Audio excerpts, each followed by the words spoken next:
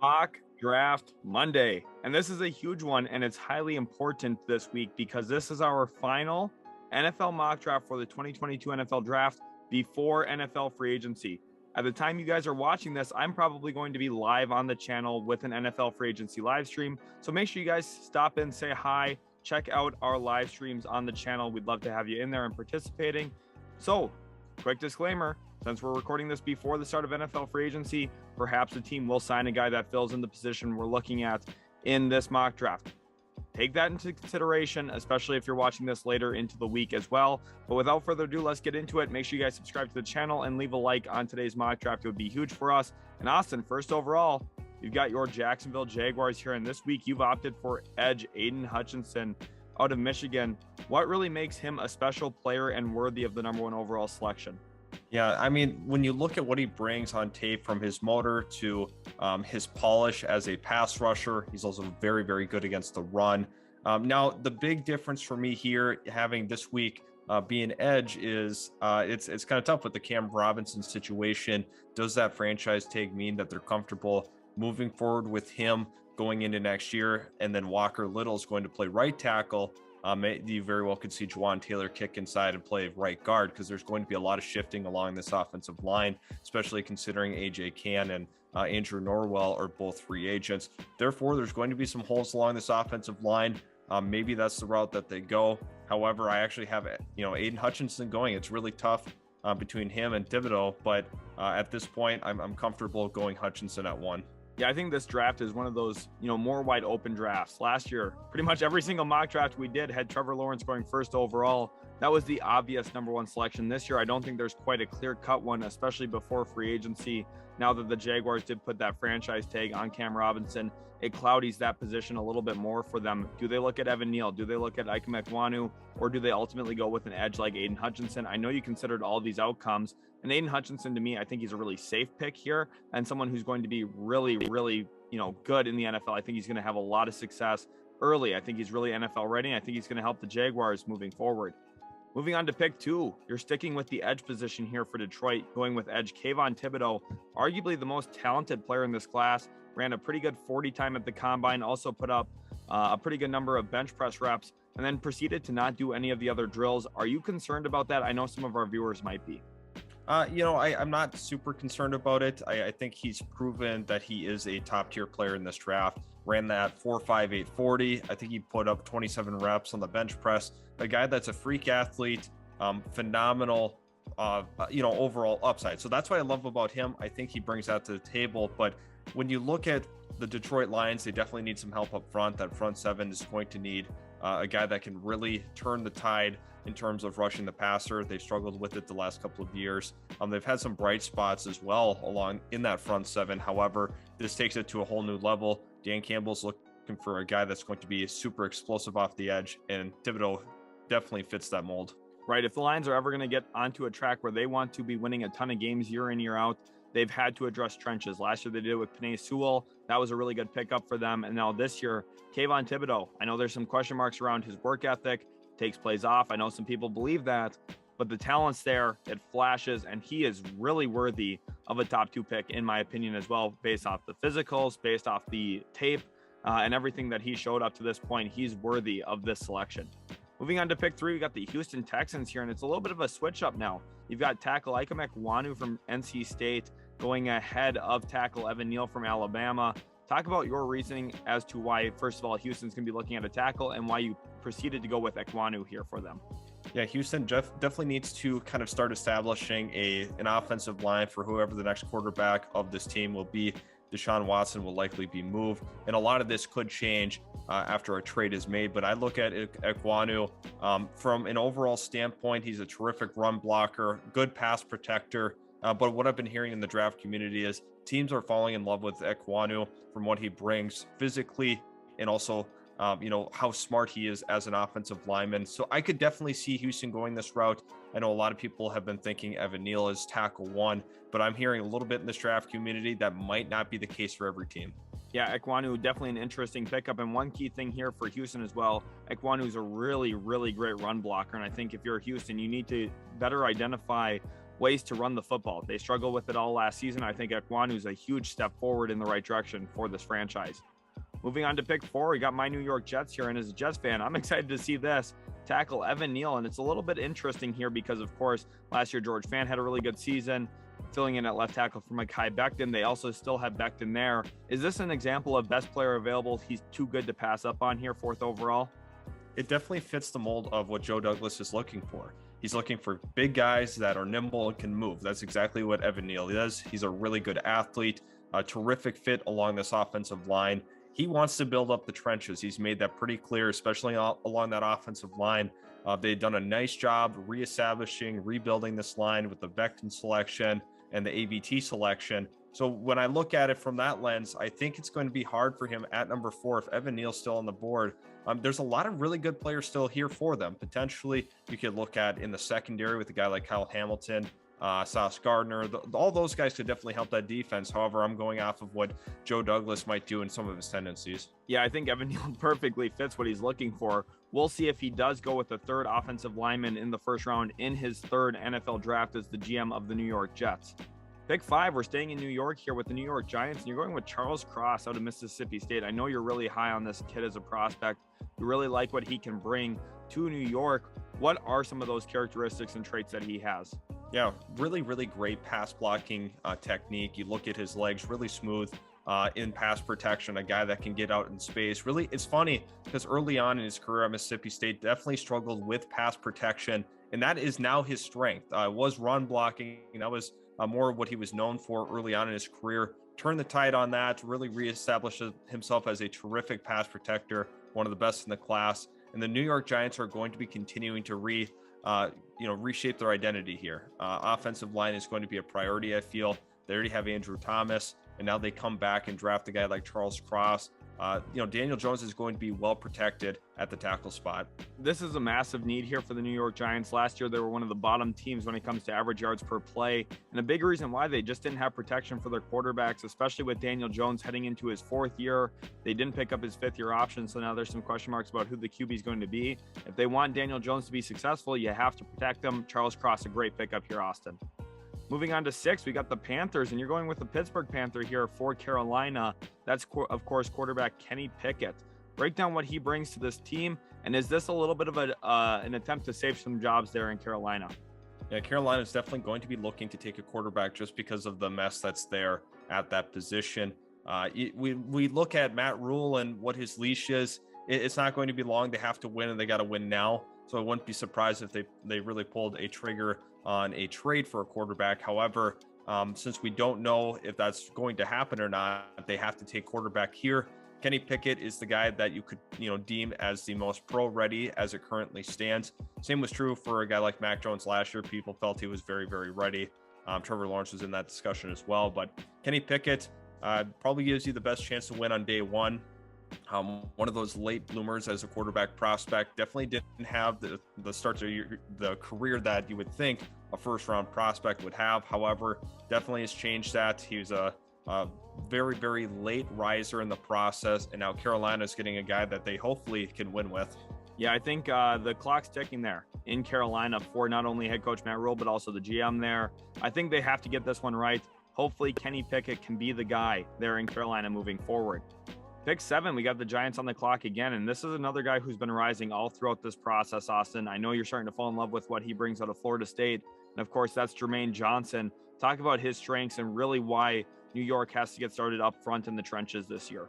Yeah, the former JUCO product has elevated himself into my top 10 2 weeks in a row. Super exciting because I love what he brings to the table. A tremendous athlete. I think he ran a 4.5, 4.40. Definitely gets off the ball really quick. Super exciting. I think when you look at Jermaine Johnson, what he can do for this Giants defense, brings that athleticism, brings a ton of pass rushing prowess. So overall, this is an exciting prospect for the Giants. Fans should really hope this happens because he is that good. I think the rest of the draft community is finally starting to catch up on a guy like Jermaine. Yeah, it'll be huge for the Giants here to not only improve their offensive line, but also to bolster their defensive trench as well. When you look at what Leonard Williams is as an individual player, getting someone across from him who can work in conjunction with him, that's going to be huge for the success of the New York Giants moving forward. Pick 8, the Atlanta Falcons here, and Falcons fans probably have a massive smile on their face because, in my opinion, they're getting possibly the best player in this entire draft class in Kyle Hamilton. Austin, I know he's a safety. Do you think a team should consider him higher and just disregard that safety position? I know ultimately you think that this could happen this way. Do you think this is a mistake if he falls this far? I think it's a huge mistake, and a lot of teams are going to kick themselves. Sometimes at that safety position, teams become too content. We have a guy that's average. Okay, great. But when you want to take it to the next level for a franchise, you got to consider every single position. You need to hit on positional value, obviously, with your edges, quarterbacks, corners, and wide receivers. However, there comes a point in time when you got to fill out the rest of the roster. I think Kyle Hamilton's a mainstay guy. He's going to be super, super productive for years and years. A total game changer on defense for what you can do. The Atlanta Falcons here look really smart at pick number 8, selecting him. Yeah, the Falcons, their recent MO has been going with young, athletic, talented players. They did it last year with Kyle Pitts. They did it with Richie Grant in round 2. They also did it now with Kyle Hamilton in this mock draft. It makes a ton of sense. They get way better. They're going to have the best safety room in the league, arguably, the moment Kyle Hamilton steps on the field for them. Pick 9, we've got the Seattle Seahawks here. They're back up into the top 10 now after making a massive trade of quarterback Russell Wilson. And you don't see them wasting any time with the quarterback position, Austin. You have them going with a player I think both of us really, really like, Malik Willis out of Liberty. I know some people are going to say, well, he didn't really play a lot of competition. Break down why this kid could be so special. And we talk about it year in, year out. Guys that have those moldable traits, why aren't they selected higher? It happens every single year. Josh Allen, Justin Herbert, 2 latest examples of that. We also had Lamar Jackson. Lamar Jackson presented such a elite level of dynamism. Malik Willis isn't quite the athlete Lamar is. However, he's very, very comparable in terms of his running the football ability, forces a lot of missed tackles. Super dynamic player that you can definitely mold and develop into a franchise quarterback. Seattle Seahawks are very fortunate that he falls to them here in this mock. I think some people are definitely considering Malik Willis as that quarterback 1, but based off of what we've been hearing, there's other people that like Kenny Pickett more, especially Carolina, for their situation, because they might not be able to have the patience that Seattle can have, especially with Pete Carroll, all that job security in the world. You can afford to take some chances on guys like Malik Willis. Yeah, I'm really glad you brought up the situation there, because to me, Malik Willis would be my QB1. But at the same time, I would understand why Matt Rule in Carolina wouldn't want to take a guy who maybe needs a little bit more development, a little bit more wait time before he really gets his shot in the NFL. And this is a perfect landing spot then in Seattle. They did get Drew Lock. Now, I don't think he's the guy for them, but I do think what he can be is a spot starter where he takes a little bit of the bridge quarterback role for them. Let Malik Willis develop. Maybe he makes his debut week 4. Maybe it's week 8, or maybe it's year 2 of his NFL career. I think regardless, Seattle's in a really good position here if they can pull Malik Willis out of this draft. Pick 10, we've got my New York Jets again. You went with Evan Neal before, and again, I think you're hitting the nail on the head here, Austin. As a Jets fan, I'm extremely excited about this, especially with 2 second-round picks as well to address some other needs. Cornerback is a massive need in my estimation. Ahmad Gardner, arguably the best one in this class out of Cincinnati. Break down what he does well. Yeah, he is phenomenal man coverage, a guy that has a good feel for mirroring a receiver. When you watch him on tape, he's always looking at the hips, doesn't get fooled too much by head action or anything like that. That's something you have to love about a corner, and you want to make sure that that's what they're bringing to the table. That's why he's been so consistent in his career in Cincinnati. That's why he hasn't allowed a touchdown. What's more impressive as of recently was his combine.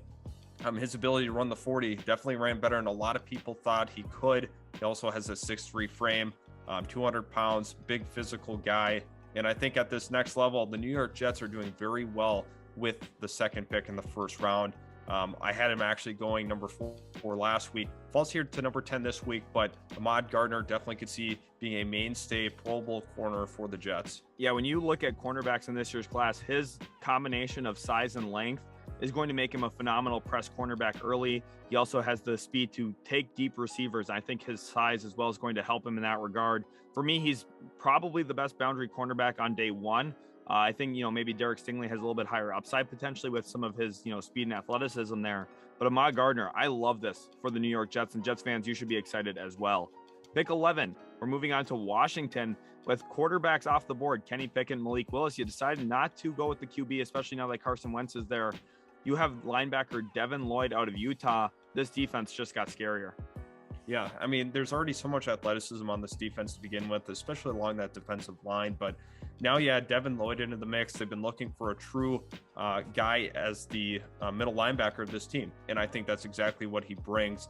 Devin Lloyd is so tremendous against the run, also has a pretty good feel against the pass, does a very, very good job in zone coverage. So Devin Lloyd to Washington could make this defense even scarier.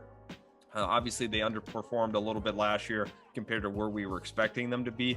However, with quarterback off the board and a guy as talented as Devin Lloyd still sitting here, we're going to go ahead and take him here.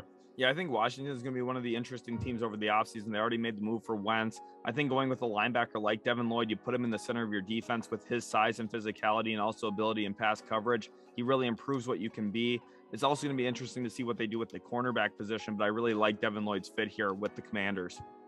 Pick 12, we got the Minnesota Vikings here. And again, this is the player who I've thought this is his floor. I think 12 is about as low as he can fall. That's where you have him going here. Derek Stingley out of LSU. I know you really like this kid. And again, this is another example like Kyle Hamilton, where I think there's some mistakes here that GMs are not going to be smiling about down the road. Derek Stingley to 12 to Minnesota, break it down. Yeah, people are going to be wondering, how did Derek Stingley fall to 12? And now looking at it, I think the Minnesota Vikings are getting arguably the cornerback one in this draft. There's a lot of arguments to be made for Gardner and Stingley, but with his inconsistencies and injuries the last 2 seasons, it's going to knock him down. There's no question about that. But the Minnesota Vikings are a team that desperately needs a corner, and they definitely need one to turn this defense around quickly, because they have been super inconsistent the last couple of years. Basically, since that 2017 run with Case Keenum, this defense has not found its stride. And I think, if you're looking at it from a perspective of the Vikings, you cannot pass on a corner this good despite that injury history. Yeah, I saw a statistic this week that the average points allowed in a game across the NFL is about 23.4 points per game. The Vikings, since Kirk Cousins became their quarterback, are 21-4 when they give up less than the average in the NFL, which shows that this defense just quite frankly has to get better. And I think Derek Stingley is a really great starting point for that. Number 13, we got the Cleveland Browns here, and Garrett Wilson. This has been one of the mainstay picks throughout this process. It feels almost automatic with Jarvis Landry looking for trade partners potentially and most likely out there in Cleveland. Even with the emergence of Amari Cooper to the Browns, I think Garrett Wilson still makes a lot of sense. Tell the viewers why. Yeah, I mean, if you want to load up this offense with already 2 really good running backs, you have 2 pretty good tight ends in Hooper and Njoku. And then all of a sudden, even though Amari's into the fold, you can definitely consider Cleveland as a wide receiver landing spot, because you have Jarvis Landry as your 3, Garrett Wilson as your 2, and then Amari Cooper as your 1. That is a very, very dangerous trio that you won't want to mess with, especially with this very competitive AFC North. You're definitely going to be putting a lot of pressure, especially on Cincinnati's corners, who knows what they're going to do this offseason to kind of improve that room. I think it's honestly a terrific move. You're giving Baker Mayfield every tool possible to become a very successful quarterback this year. So overall, I love this for the Browns. Some people may not like the receiver pick. However, I think it just adds another level of dynamism to this group. Yeah, I definitely still am in the group too that thinks they should look at a wide receiver. Amari Cooper's nice, but he is getting into his late 20s as well. I mean, Garrett Wilson can be the perfect 2 in year 1 and year 2. And then once you're ready to maybe move on from Amari Cooper, you have Garrett Wilson to be your number 1 wide receiver. This is perfect, not only for the short term, but also the long term there in Cleveland. This perfectly blends against some of the weaknesses in division, like you're mentioning with Cincinnati. Baltimore's also got question marks about their cornerback room as of right now because of injuries. And Pittsburgh historically, usually better up in the front 7 than they are in the back half. So we'll see if this could help them as well against Pittsburgh. But I think this is a phenomenal pickup for Cleveland. Pick 14, we got the Baltimore Ravens here now on the clock, and David Ojabo goes here to Baltimore. And now the AFC North should be even more scared of this, because David Ojabo is one of my favorite players in this year's class. His speed off the edge is insane. You put him into Baltimore, who historically develops every single player they ever draft. Talk about why this is such a perfect fit. This is a home run selection. The athleticism is exactly what they needed along this defensive line and edge spot. And David Ojabo as a whole could be a scary developmental project. Obviously, they have a way, and then you also add a Jabo into that. Two great athletes off the edge. Watch out, because this team is getting quicker, and we're probably going to see them continue to address their defense as time goes on in this draft. So I very well think this could be a defensive focused overall draft for the Ravens. It'll be huge for them as well. Last year, of course, they took Rashad Bateman in round 1. I think I'm really high on him as a wide receiver. And now I think David Ajabo, a phenomenal pickup as well for Baltimore, a team that historically drafts extremely well. Pick 15, we got the Philadelphia Eagles here, and another draft pick that I think makes a ton of sense for them as a perfect complement next to Devonta Smith there and the wide receiver room. And that, of course, is Treylon Burks here out of Arkansas. Break down why he's such a good fit next to Smith. Yeah, I mean, you definitely need a receiver that's a little more physical, because when you look at Smith and you look at Rager, two guys that are not super physical. And honestly, if you get a guy like Treylon Burks into the mix, could be a true red zone threat. He's a guy that's great after the catch, super physical in that regard. Overall, I think that's exactly what this team needs. You put him and Jalen Hurts together, it's going to be a nice tandem. This Philadelphia Eagles team is continuing to progress. They were already a playoff team, and now they have 3 first-round picks to add into the fold. This team's definitely going places. Oh, for sure. And Austin, a familiar comparison here for Treylon Burks has been A.J. Brown out of Tennessee. Do you think that is a realistic comparison, or is that more of a ceiling type of comparison? I think it's a pretty realistic one, considering how physical Treylon Burks is, and you watch him after the catch, it's just like A.J. Brown, and A.J. Brown has proven that kind of wide receiver can work in the league. That's exactly what Treylon Burks is going to bring to the table. So a dynamic playmaker for this Eagles offense, and it's honestly exciting. Hopefully this is actually the pick for them. Yeah, I think this would be huge for them. And we're going to stay on the topic of Philly here with pick 16 as we move into edge George Karlaftis out of Purdue. Of course, there's a lot looming there in Philadelphia this free agency with Derek Barnett headed toward free agency. They definitely need to look at the edge position. Fletcher Cox potentially could be on his way out as well. So I think defensive line's a must here for them. Why is George Karlaftis the right guy to address that? Yeah, George Karlaftis actually takes a little bit of a fall from previous mocks. He had been hovering in that top 10. And then kind of looking at how he graded athletically, not as exciting. However, he's a tremendous player. He's a high floor guy, in my opinion. Overall, he's a prospect that's going to fit in very, very well with this Eagles defense. Brings a lot of physicality, terrific against the run, and also a productive pass rusher. We've seen it his freshman year, and then this past season, super, super productive in terms of getting after the quarterback. And like you said, free agency is looming. The Eagles have a lot of question marks at that edge spot, and George Karlaftis is the perfect fit. Yeah, I think this is a really good outcome here for Philly just with their first 2 picks. They don't have to reinvent the wheel there. If you're Howie Roseman, you don't have to look at this team and say, oh, we need a boomer bust type of guy. You're getting 2 guys here in Treylon Burks, who I think is going to have a really good career, and maybe some of that upside into an A.J. Brown type of player. And then you're getting George Karlaftis here, who, in year 1, I think he's going to be productive. And I think he's going to stay very productive throughout his career. I would bet on him having a 10 to 15 year career, just looking at him as a prospect right now. And that's going to be huge for Philadelphia. You're going to get these guys a nice rookie deals, and they're going to help you win games not only now, but heading into the future as well. 17, Los Angeles Chargers, and this one feels very, very likely, specifically with the addition of Khalil Mack onto that defense. The interior defensive line's been weak.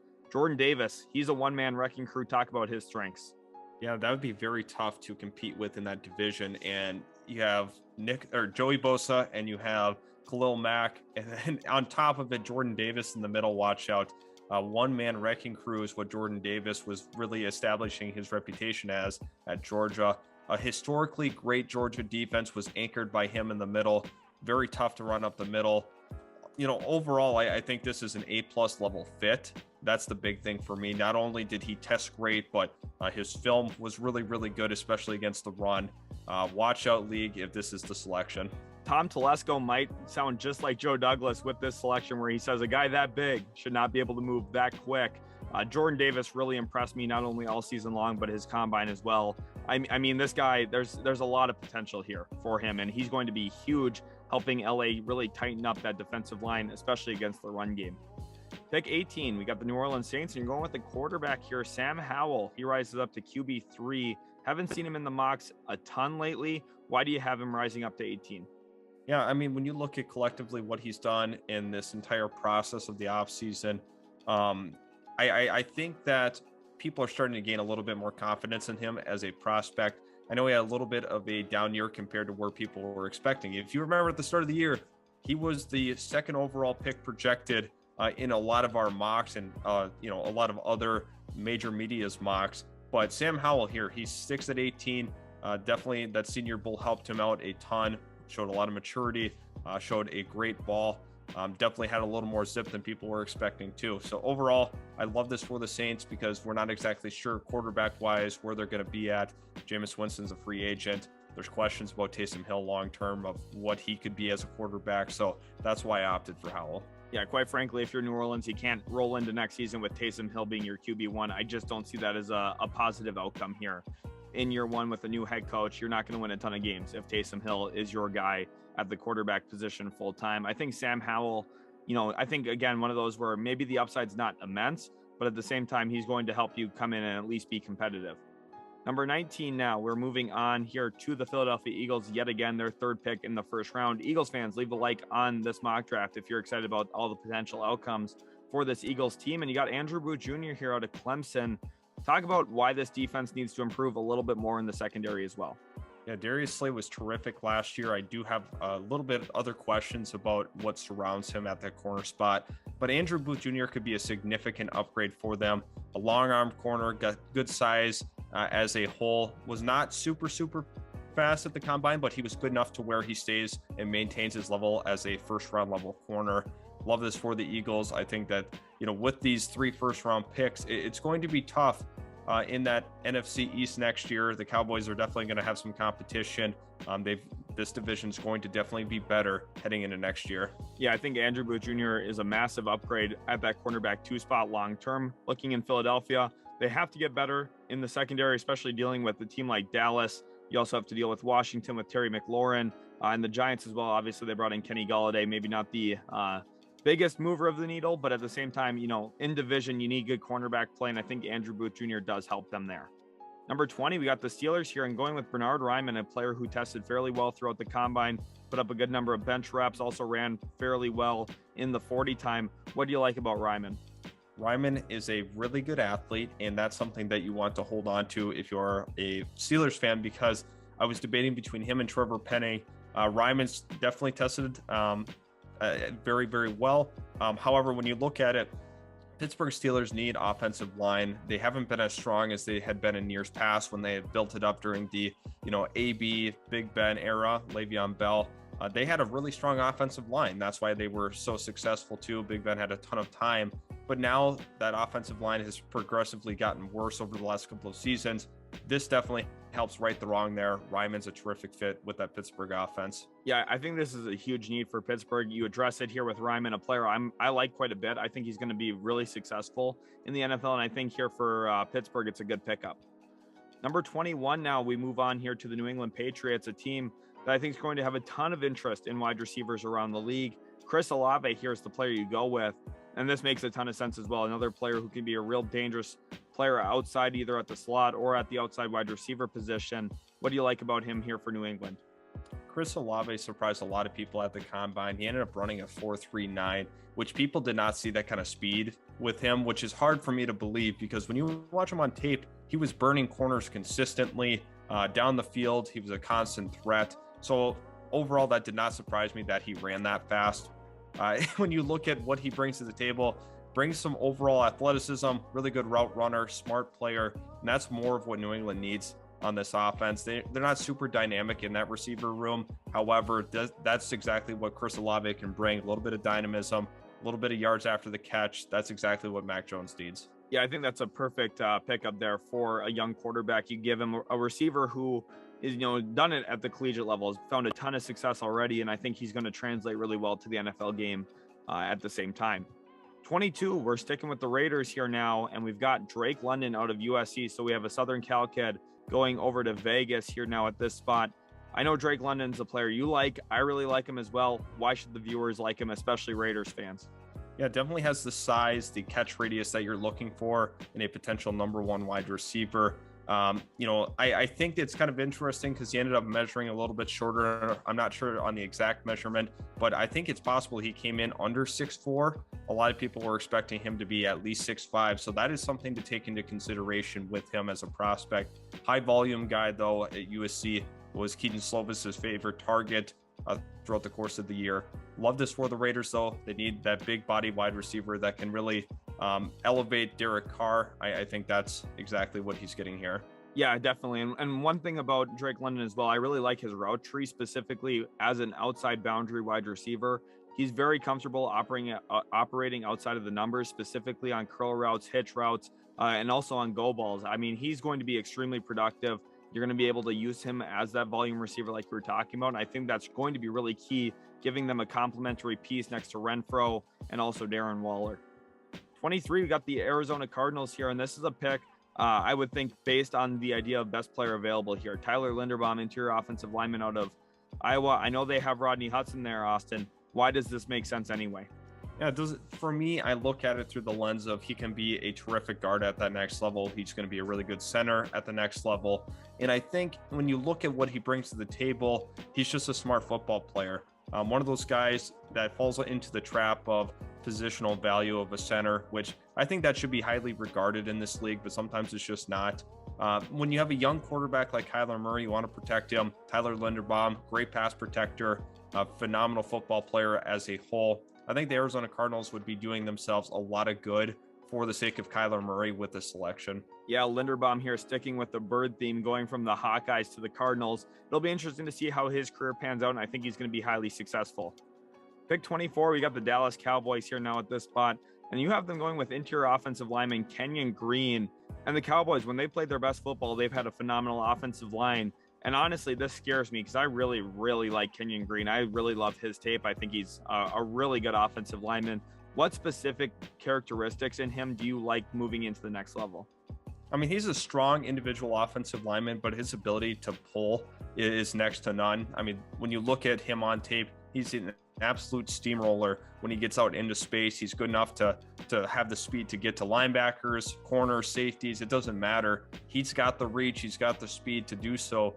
And the Dallas Cowboys recently have been shopping La'el Collins, or it's even a possible cut candidate, therefore creating a little bit more urgency for me to take an interior offensive lineman.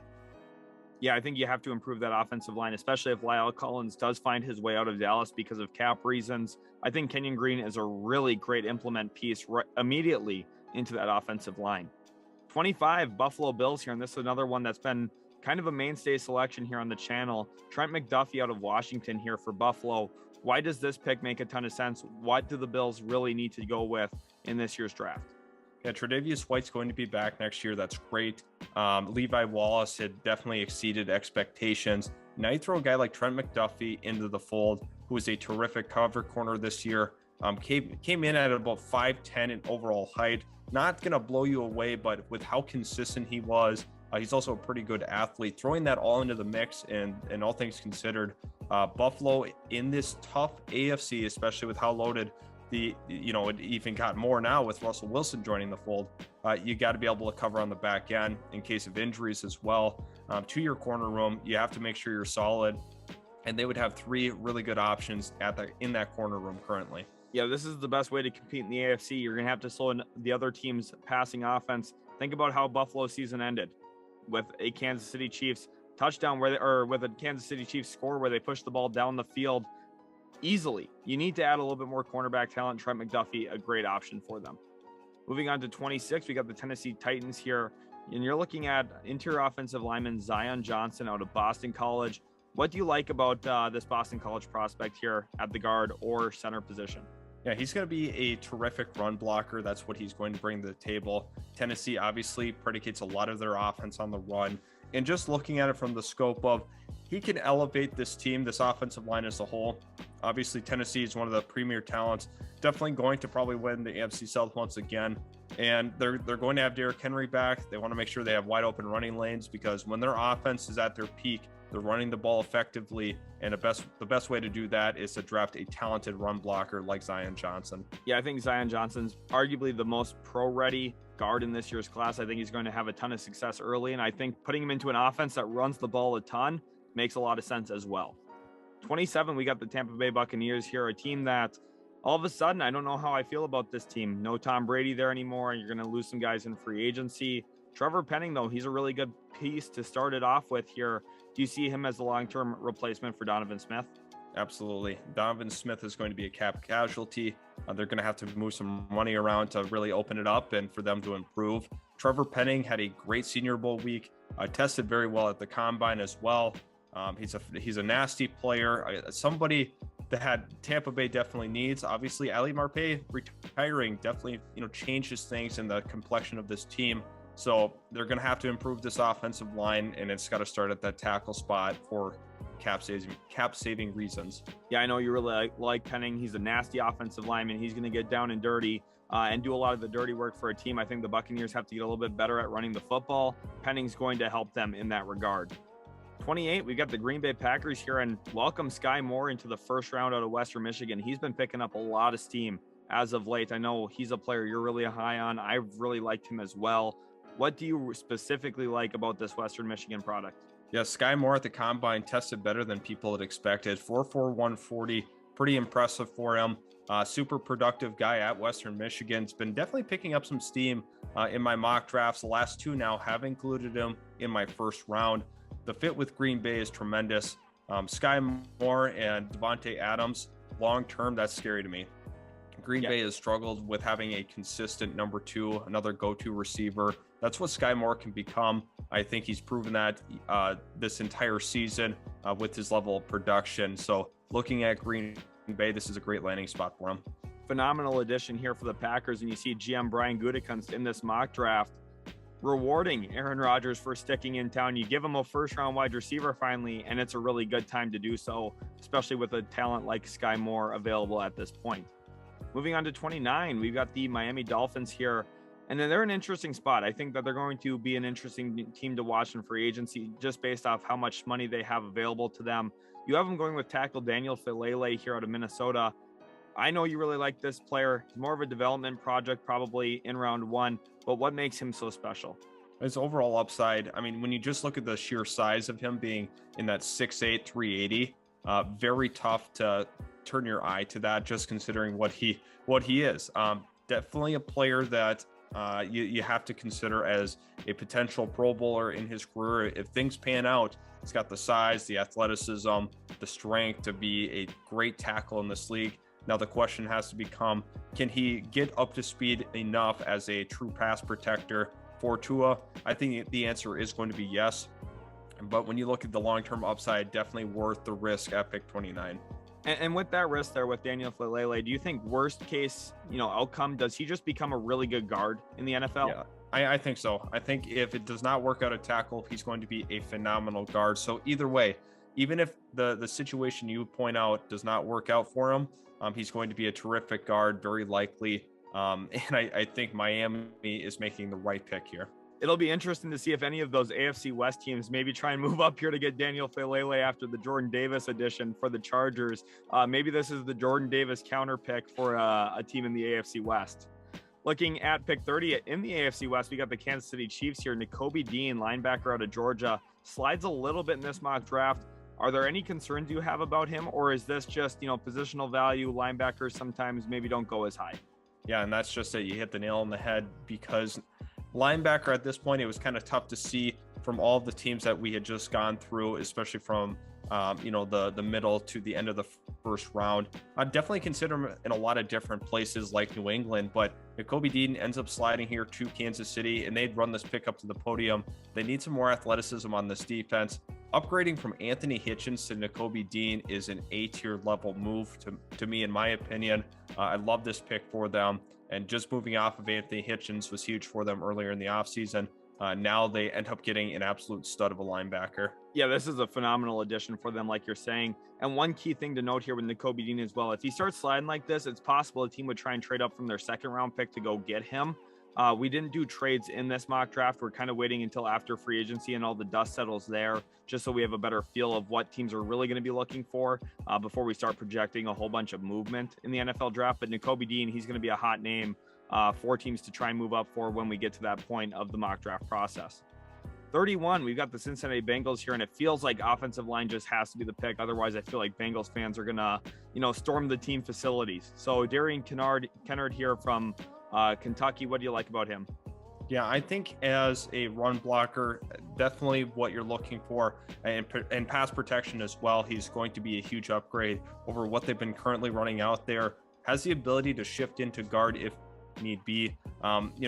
I think that they're considering all things here, but offensive line has to be where they go, in my opinion. His ability to play guard and tackle is crucial. You've got to have some versatility along that offensive line, especially when guys are getting hurt. You're having to make some changes on the fly. Kenner definitely brings that to the table. Yeah, I think this is another team to watch for in free agency. Specifically, when you look at their two weakest positional groups, you'd probably have to narrow it down to offensive line and their cornerback room. Depending on where they go in free agency, we'll probably have a better idea and be able to iron out a better plan here for them. But as of right now, it feels like offensive line's where you have to go ahead of free agency. Now, our final pick of the first round, if you guys haven't already, make sure to leave a like on the video, subscribe as well if you're new. Check out the live stream that'll be going on as this video comes out. And then we have wide receiver Jameson Williams out of Alabama. This is a sneaky good pickup here for Detroit. Talk about why he's available at this spot. Yeah, the ACL tear is the huge reason for that. Considering what Jameson Williams is as a prospect and in a vacuum, probably goes around that 15th pick, kind of the Garrett Wilson area. But I look at Jameson Williams as a dynamic prospect that will fit alongside Amon-Ra St. Brown very well. And they're kind of setting up the infrastructure for whoever the next quarterback's going to be, after Jared Goff, because you have the great, really, really talented running back in DeAndre Swift. You got Amon-Ra St. Brown, Jameson Williams, TJ Hawkinson at tight end, and a pretty strong offensive line as a whole. I love this. I think this is a home run pick for the Lions. Yeah, not only do they have 2 first-round picks in this year's draft, they also have 2 next year. So they have a lot of flexibility, mobility to try and go get guys that they really want. And Jameson Williams here falling to them, final pick of the first round, it's a blessing in disguise here. That injury to him is huge for Detroit if they're able to pick him up because of that. Oh, again, hopefully you guys did enjoy today's video. Subscribe, hit that notification bell if you haven't already. Thanks again so much for watching. Leave a like, and we'll catch you in the very next Utility Sports video.